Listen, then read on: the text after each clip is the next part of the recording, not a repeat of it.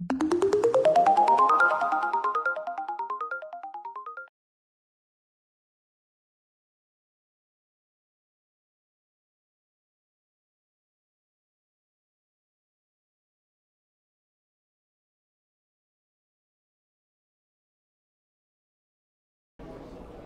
pessoal, meu nome é Guilherme Perini, eu sou médico hematologista do Hospital Israelita Albert Einstein e hoje eu estou com Alan Skarbnik, que é o diretor de doenças linfoproliferativas da Novant Health na Carolina do Norte. A gente está aqui no ASH e eu acho que a gente precisa falar de alguns dados de LLC que são muito significativos nesse trabalho, nesse congresso. Então, a primeira pergunta que eu tenho para você, Alan, é como você vê agora a chegada das novas terapias em primeira linha que foram apresentadas aqui no ASH? Ótima pergunta, Guilherme. Realmente essa é a nova perspectiva em LLC, como tratar os pacientes em primeira linha. O paradigma até agora era tratar para os pacientes que eram mais jovens, tratar com FCR, para os pacientes que são um pouco mais idosos ou não estão em tão bom estado, com bendamustine e rituximab, e a grande maioria das pessoas ainda estava reservando usar ibrutinib para algumas pessoas que têm mais alto risco ou não estavam em tão bom estado, não iam tolerar quimioterapia. E obviamente para as pessoas de mais idade que não iam tolerar nenhuma terapia, o obinutuzumab com ou sem clorambucil, quase ninguém usa clorambucil mais. E a grande pergunta que muita gente teve por muito tempo tudo bem, a gente tem dado de ibrutinib para a primeira linha comparado com clorambucil como agente primário, sozinho, sem um CD20 junto com isso, que levou à aprovação aqui nos Estados Unidos do ibrutinib como primeira linha, e eu acredito que no Brasil ainda não é aprovado nessa linha de LLC.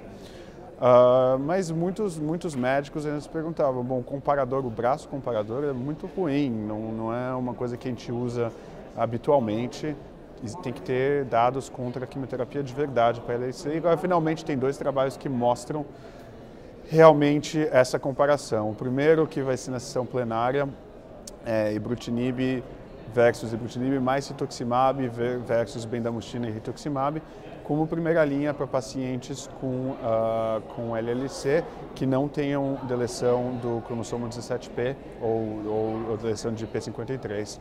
E, não surpreendentemente, ibrutinib mostrou um sinal de que é melhor com o PFS. Ele teve uma diferença significativa em PFS comparando ibrutinib e ibrutinib mais rituximab versus bendamustine e rituximab. Só que mais interessante ainda é que não teve diferença entre ibrutinib e ibrutinib mais rituximab. O PFS foi o mesmo. Então, dentro dessa população nesse estudo, está mostrando que ibrutinib como um agente sozinho é a melhor terapia para pacientes em primeira linha que receberiam bendamustine e rituximab como primeira linha, ou seja, pessoas com mais de 65 a 70 anos e que não tenham deleção 17p, mas o ibrutinib já é utilizado para pessoas com deleção 17p de qualquer forma, então é o vencedor nessa categoria. O segundo trabalho é o trabalho do ECOG mais Akron, é uma nova aliança colaborativa aqui nos Estados Unidos, que comparou ibrutinib mais rituximab versus FCR, que é o standard para pacientes mais jovens no tratamento de LLC.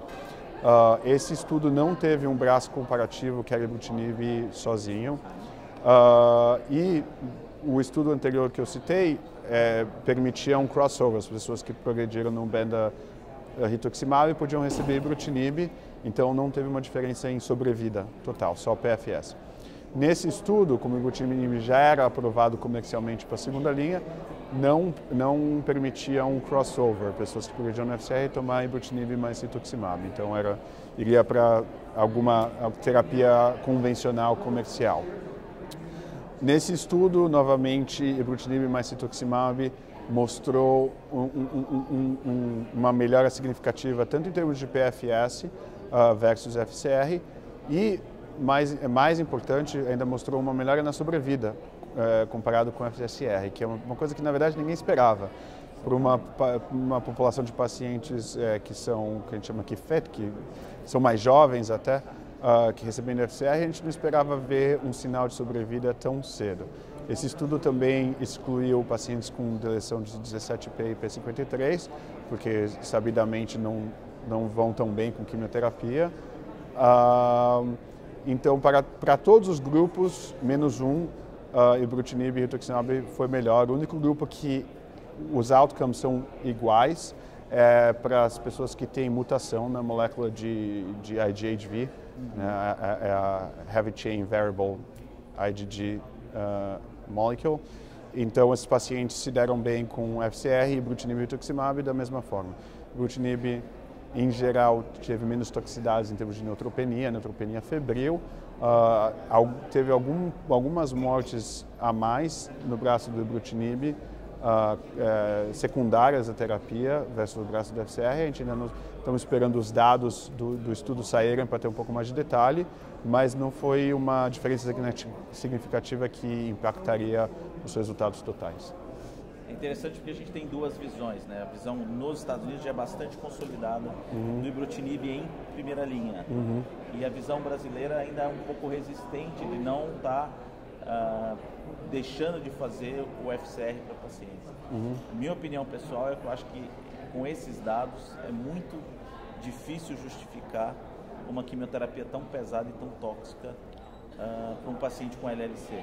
Eu concordaria, porque muito poucas pessoas toleram os 6 ciclos de FCR. Existem dados do MD Anderson com a coorte antiga dele, de vários anos, que pessoas que recebem FCR, se você fizer uma biópsia da medula e não tiver doença mínima MRD negative, você pode, na verdade, parar com 3 ciclos, eles têm o mesmo outcome de 6 ciclos, e das pessoas que atingem MRD negative, na verdade, tem uma parcela da população que estão há 13, 15 anos quase sem a doença recidivar. Mas a grande maioria das pessoas nessa coorte eram com mutação em IgHV e não tinham outras complexidades cariotípicas ou citogenéticas. Então ainda continua nessa subpopulação em que FCR seria um pouco mais indicado. Grande diferença é que ibrutinib é uma terapia contínua, ibrutinib com rituximab nesse ciclo, foram 6 ciclos de rituximab, depois ibrutinib continuava, uma terapia que você usa até a doença progredir. Então existem algumas pessoas que podem discutir esse ponto, né, que FCR é uma terapia mais finita, são 6 ciclos, 3 a 6 ciclos, então principalmente para pacientes jovens pode ser um pouco mais atrativo. Eu acho que a mensagem é a seguinte: deleção 17P eu acho que é basicamente um crime da quimioterapia hoje em dia. Para a deleção 11Q, a mesma coisa, as pessoas na verdade que têm deleção 11Q com o ibrutinib, dentro da corte do ibrutinib, são melhores do que as que não têm. E, além disso, as pessoas que não têm a mutação na molécula de IgG deveriam receber ibrutinib com ou sem rituximab como primeira linha.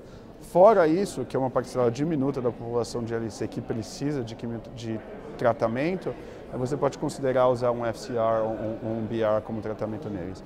Mas, de novo, vai ser a minoria. Vamos falar um pouco, você tem uma apresentação oral aqui no ASH sobre um protocolo de transplante e neoplasias de alto risco. Fala um pouco de como é esse trabalho. Obrigado por citar o meu trabalho. A gente é um trabalho que é iniciado pelo investigador, não é patrocinado pela companhia farmacêutica, então não tem esse viés.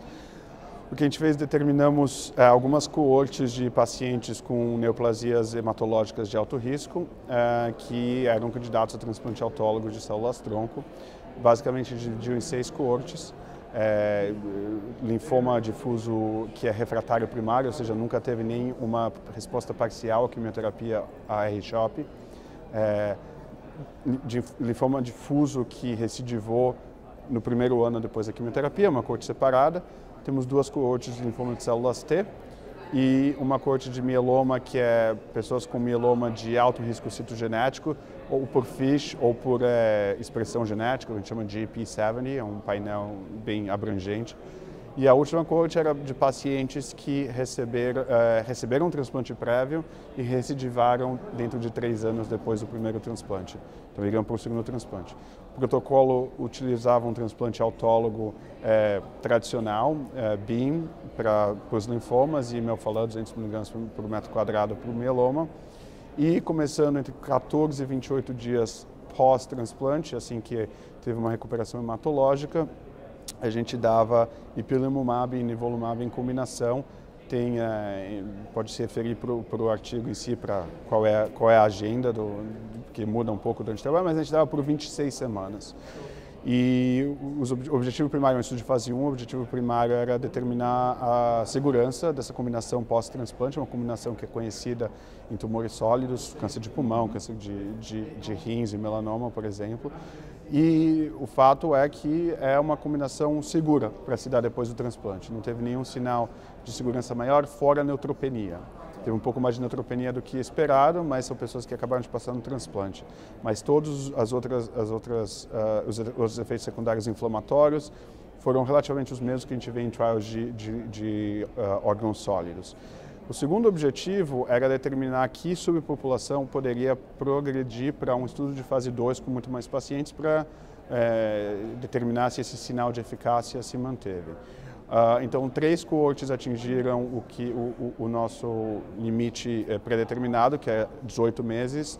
A gente queria que tivesse um PFS de mais de 50%. Então, o primeiro que atingiu foi o de linfoma difuso. O nosso PFS, 18 meses pós-transplante, é de 85,7%. Só como um comparativo histórico, essa população, o PFS médio é de 11 meses. Só com transplante, então a gente tem 85,7% de pacientes que estão vivos e sem doença em 18 meses, e a nossa sobrevida a 18 meses é 100%, e a sobrevida média para essa população é de 14 meses pós-transplante. Então, uma diferença significativa aí comparando com controles históricos. Obviamente os números são pequenos para ter estatisticamente ser significativo, mas a ideia está lá. Nas coortes de mieloma de alto risco, o PFS médio de 12 a 14 meses, nosso PFS médio foi de 22 meses, então relativamente alto. E nas pessoas que recidivaram após um transplante inicial, a média de recidiva depois do transplante foi de 19 meses, então nessa população o esperado de PFS médio é de 10 meses e nosso PFS médio foi de 18 meses, então adicionou 8 meses aí. Essas 3 coortes a gente vai progredir para uma fase 2. As outras coortes ainda a gente está esperando os dados amadurecerem para poder ter uma análise melhor. Já que você citou o meu, eu vou citar o seu também. E você está num estudo aqui usando o pembrolizumab como terapia para linfoma primário do mediastino. Exato. Fala um pouco disso. A gente teve a oportunidade de participar desse estudo, é um estudo multicêntrico, com pacientes com linfoma primário mediastino recaídos ou refratários com mais de 2 linhas de terapia. Foi um estudo muito desafiador, porque esse grupo de pacientes, quando eles progridem, eles têm geralmente doenças não controladas, quimiorrefratárias, muito agressivas. A gente conseguiu participar do estudo, são 2 autores do Brasil, sou eu e a Laura Fogliato do Sul, e o pembro se mostrou eficaz. Existe uma porcentagem de pacientes que realmente se beneficiam, tem durações de respostas muito longas. Grande parte dos pacientes tem falhas muito precocemente, uma questão de imunoterapia demorar um pouco para fazer efeito. Esse conjunto de dados, são 2 estudos na verdade, levou à aprovação do pembro para a primária de mediastino aqui nos Estados Unidos, e agora a gente espera que isso chegue no Brasil. Mas foi uma experiência muito rica poder participar desse estudo e ver os dados, como está indo, ir para uma doença que a gente não tinha muita coisa para se fazer passado primeira, segunda. Vamos ver, eu acho que é um estudo, né, 1B/2, a gente precisa de um pouco mais de robustez dos dados, mas o que os dados nos mostram é interessante o efeito do pembro. É extremamente interessante e está mostrando, esses 2 estudos acabam mostrando que a imunoterapia tem um lugar em doenças hematológicas, não só doenças sólidas, então é uma área de interesse para muita gente aqui nos Estados Unidos também desenvolver mais pesquisa com isso. Então tá bom, gente, a gente conversou aqui com a Alain, foi muito legal, acho que tem muita coisa acontecendo no Oeste, acho que na área de linfoproliferativas também, e vamos continuar estudando aí, melhorando o resultado dos nossos pacientes. É isso, obrigado por me ter aqui.